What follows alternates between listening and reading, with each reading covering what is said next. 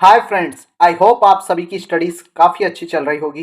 और अभी हाल ही के सालों में देखा गया है कि जो यूपीएससी का आईएएस प्रीलिम्स है उसका पैटर्न काफ़ी ज़्यादा चेंज हुआ है। जो क्वेश्चंस का टाइप है वो चेंज हुआ है, लेंथ चेंज हुई है, जो ओवरऑल एग्जाम का पैटर्न है वो काफ़ी ज़्यादा अनप्रिडिक्टेबल हो चुका है।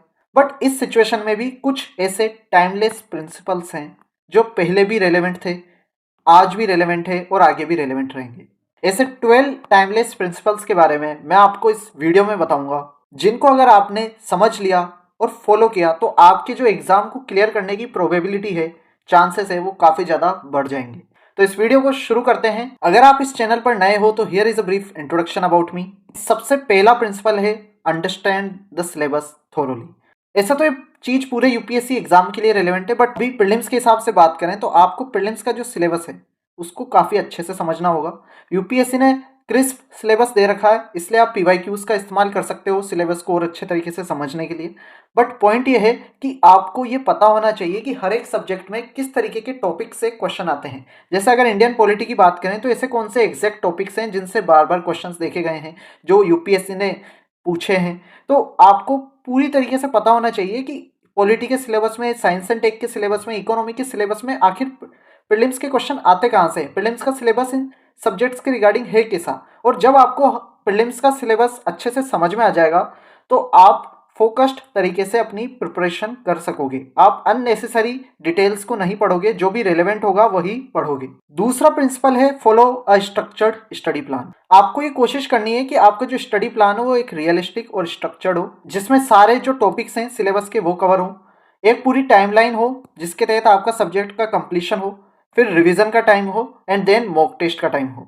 ये सारी चीज़ें आपके उस स्ट्रक्चर्ड स्टडी प्लान में होनी चाहिए। साथ ही जैसे जैसे आपको ये पता चलता जाए कि आपके वीक एरियाज क्या हैं, तो उनके लिए भी आप ज़्यादा टाइम दे सको, ये भी उसमें इंक्लूड होना चाहिए। हालांकि इस प्लान को आप रेगुलर बेसिस पे अपडेट कर सकते हो, बट ओवरऑल ये चीज़ें आपके एक स्ट्रक्चर्ड स्टडी प्लान में होनी चाहिए।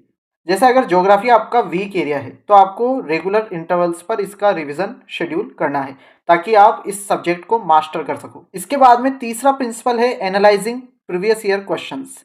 आपको पास्ट 10 ईयर्स के तो क्वेश्चंस को अच्छे से एनालाइज करना ही है। आपको ये देखना है कि किस तरीके के टाइप ऑफ क्वेश्चंस पूछे जाते हैं, ओवरऑल ट्रेंड क्या है। और इससे आपको टाइम मैनेजमेंट में भी हेल्प होगी, क्योंकि आपको क्वेश्चंस की लेंथ के बारे में पता पड़ जाएगा और आप उसके लिए पहले से प्रिपेयर्ड रहोगे। जैसे कि अगर आप पीवाईक्यू का एनालिसिस करोगे तो आपको दिखेगा कि रिकरिंग थीम है इन्वायरमेंट में कि questions from Indian and global initiatives for environment, उन पर रेगुलर बेसिस पर क्वेश्चन आते हैं। तो आपको इस एरिया पर ज़्यादा फोकस करना चाहिए। जब आप सिलेबस को समझ जाते हो, स्ट्रक्चर्ड प्लान बना लेते हो और पीवाईक्यूज को भी एनालाइज कर लेते हो, तो उसके बाद में बारी आती है एक स्ट्रॉन्ग फाउंडेशन बनाने की। और इसमें आपकी मदद करेगी एनसीईआरटी। आपको 6 से लेकर 12 तक की एनसीईआरटीज पढ़नी है, specially polity, history, geography, economy और साइंस की।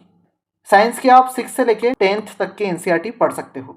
जैसे अगर आप ज्योग्राफी एनसीईआरटीज पढ़ रहे हो तो आपकी जो इंडियन मानसून सिस्टम है उसके जो बेसिक्स है वो कवर हो जाएंगे, और इससे अगर रिलेटेड कोई क्वेश्चन आता है प्रीलिम्स में तो आप उसे सोल्व कर पाओगे। जब आपकी एनसीईआरटी हो जाती है तो उसके बाद में आपको क्वालिटी रिसोर्सेज को प्रायोरिटाइज करना है।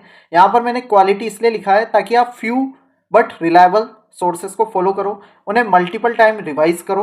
आपको बहुत ज़्यादा मटेरियल इकट्ठा नहीं करना है। जैसे अगर आपको ज्योग्राफी है तो ज्योग्राफी के लिए आप एनसीईआरटी टेक्स्ट बुक कर सकते हो, स्पेशली 11th एंड 12th की एनसीईआरटी, ठीक है। और साथ में आप जीसी लियोंग जैसी स्टैंडर्ड बुक को भी कर सकते हो। अगर आपको किसी और कोचिंग का नोट्स पसंद आता है तो उसको कर लीजिए, बट आपको कुछ रिसोर्स होने चाहिए ज्योग्राफी के लिए, बस वही फॉलो करना है।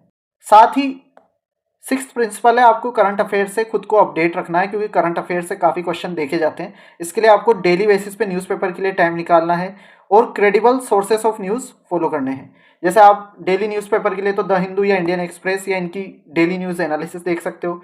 देन आप रिवीजन कर सकते हो from monthly magazine, and then finally prelims के पहले ईयरली कंपाइलेशन का आप इस्तेमाल कर सकते हो, जैसे कि पीटी 365। साथ ही आपको ये कोशिश करनी है कि इन सब में आप हाई यील्ड टॉपिक्स पर ज़्यादा ध्यान दो, जैसे कि polity, economy, environment and current affair. ये हाई यील्डिंग एरियाज हैं, इनसे कंसिस्टेंट बेसिस पर ज़्यादा क्वेश्चन देखे गए हैं और ऐसे क्वेश्चन देखे गए हैं जिन्हें सोल्व करा जा सकता है। तो आपको इन पर ज़्यादा फोकस करना है। कवर सब कुछ करना है, बट आपको अगर कहीं पे ज़्यादा ध्यान लगाना है तो उन एरियाज पर लगाना है जिन पर ज़्यादा क्वेश्चन आए हैं, ना कि जिनमें आपका ज़्यादा इंटरेस्ट है, ठीक है। क्योंकि आपका मेन इंटरेस्ट होना चाहिए प्रीलिम्स क्लियर करने पे, और उसके लिए आपको उन एरियाज पे फोकस करना है जिन पे ज़्यादा क्वेश्चंस आए हैं। अब बहुत ज़्यादा पढ़ने से भी फ़ायदा नहीं होगा अगर आप उसका रिवीजन नहीं करोगे, तो इसलिए आपको रिवीजन को भी अपने पूरे रूटीन में इनकॉर्पोरेट करना है।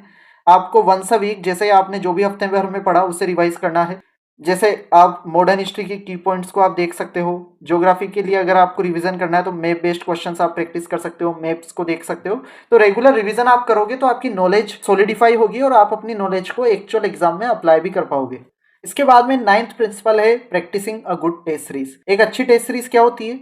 जो कि यूपीएससी के पैटर्न को रेप्लिकेट करती है। जो टेस्ट सीरीज दिखने में यूपीएससी के पेपर जैसी लगती है उसको रेप्लिकेट करने की कोशिश करती है, वो टेस्ट सीरीज अच्छी होती है। तो आपको पीवाईक्यू का एनालिसिस करना है और उसके बेसिस पे आप खुद ही आइडेंटिफाई कर पाओगे कि कौन सी टेस्ट सीरीज अच्छी है, कौन सी नहीं है। और आप जब टेस्ट सीरीज दोगे तो उससे आपका जो स्पीड एंड एक्यूरेसी लेवल है वो काफी ज्यादा इंप्रूव होगा रेगुलर प्रैक्टिस से।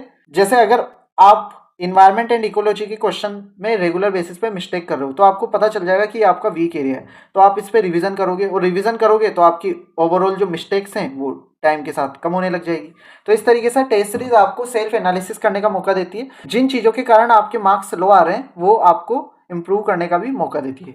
अब जब आप टेस्ट सीरीज दे रहे हो तब आपको एलिमिनेशन टेक्निक को भी सीखना होगा, क्योंकि टेस्ट सीरीज में ही आपको एलिमिनेशन टेक्निक, इंटेलिजेंट गेसिंग अप्लाई करनी है ताकि आप रॉन्ग ऑप्शंस को एलिमिनेट कर सको और आपके जो chances of choosing the right option है उसको आप इंक्रीज कर सको, even if you are unsure about the exact answer. और ये कला आपकी टेस्ट सीरीज के जरिए ही बिल्डअप होती है और ये कला आपको एक्चुअल एग्जाम को क्लियर करने में काफी ज्यादा मदद करती है। तो आपको टेस्ट सीरीज में एलिमिनेशन टेक्निक्स भी अप्लाई करनी है ताकि आपका स्कोर इंप्रूव हो, आपका कॉन्फिडेंस लेवल इंप्रूव हो। जैसे कि ऐसा देखा गया है कि जहां पर एक्सट्रीम वर्ड्स होते हैं, ओनली, एवरीवन, एवरी, नेवर, तो वो जनरली गलत होते हैं। तो ये टेक्निक आप अपने मॉक टेस्ट में अप्लाई करिए। 11th प्रिंसिपल है टाइम मैनेजमेंट का। चाहे आपकी नॉलेज कितनी अच्छी हो, आपने रिवीजन कर रखा हो, आपने टेस्ट दे रखे हो, आपको एलिमिनेशन टेक्निक आती हो, लेकिन अगर आपका टाइम मैनेजमेंट ही अच्छा नहीं है तो आप ज़्यादा क्वेश्चंस अटेम्प्ट नहीं कर पाओगे। और आपका टारगेट होना चाहिए 80 से लेकर 90 क्वेश्चंस को अटेम्प्ट करने का, और वो तभी हो पाएगा जब आप टेस्ट सीरीज के दौरान अपने टाइम मैनेजमेंट को भी इम्प्रूव करोगे। आप किसी भी क्वेश्चन पर बहुत ज़्यादा टाइम स्पेंड करना अवॉइड करोगे, क्योंकि वो एक डिफ़िकल्ट क्वेश्चन है तो आपको उस पर ज़्यादा टाइम नहीं लगाना है, क्योंकि वो आपका टाइम वेस्ट करेगा और फिर आप और ज़्यादा स्ट्रेस में आ जाओगे। लेकिन ये सारी चीज़ें आपको टेस्ट देते वक्त आप सीखोगे। तो टेस्ट में आपको अपने टाइम को एफिशिएंटली यूटिलाइज करना सीखना होगा ताकि आप प्रॉपर तरीके से अपने टाइम को मैनेज कर सको, अलोकेट कर सको। और सपोज अगर कोई क्वेश्चन 1 मिनट से ज़्यादा ले रहा है तो आपको उसे मूव ऑन कर देना चाहिए और फिर बाद में आकर उसे देखना चाहिए अगर आपके पास में टाइम बचता है तो जैसे ही आपकी टाइम मैनेजमेंट स्किल इंप्रूव होगी, आपके क्वेश्चन का जो टोटल नंबर ऑफ क्वेश्चंस जो आपने अटेम्प्ट करे हैं वो इंक्रीज होंगे और ओवरऑल आपका स्कोर भी इंक्रीज होगा, जो आपको मदद करेगा प्रीलिम्स क्लियर करने में। And last but not the least है फिजिकल एंड मेंटल वेलबींग। काफ़ी सारे स्टूडेंट्स ऐसे होते हैं जो साल भर अच्छे से मेहनत करते हैं, उनका रिवीजन भी अच्छा होता है, मॉक टेस्ट में भी अच्छे मार्क्स आ रहे होते हैं, एलिमिनेशन टेक्निक, टाइम मैनेजमेंट सब कुछ अच्छा होता है, बट उनकी एंड मोमेंट पे अगर फिजिकल हेल्थ बिगड़ गई, आपको कोई फिजिकल इशू हो गया, बीमार हो गए, तो आप एक्चुअल एग्जाम के दिन अच्छे से परफॉर्म नहीं कर पाओगे। हो सकता है आप एग्जाम भी ना दे पाओ।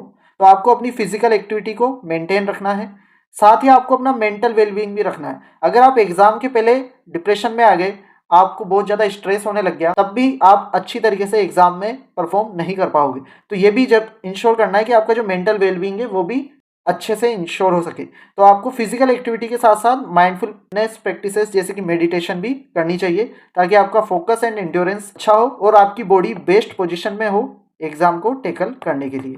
पीएससी प्रीलिम्स एक जंग की तरह आपको फिजिकली एंड मेंटली दोनों तरीके से अच्छा होना है ताकि आप अपनी नॉलेज और मेहनत से ज़्यादा मार्क्स गेन कर सको।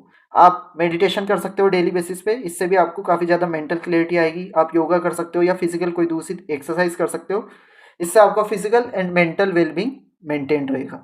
आई होप ये वीडियो आपको पसंद आया होगा। अगर ये वीडियो आपको पसंद आया तो इसे लाइक करिए, और अगर आपको ऐसा ही कंटेंट रेगुलर बेसिस पर चाहिए, आपको ये कंटेंट हेल्पफुल लगता है तो इस चैनल को जरूर से सब्सक्राइब करिए, क्योंकि यहाँ पर मैं और भी अच्छा कंटेंट आगे लेकर आने वाला हूँ।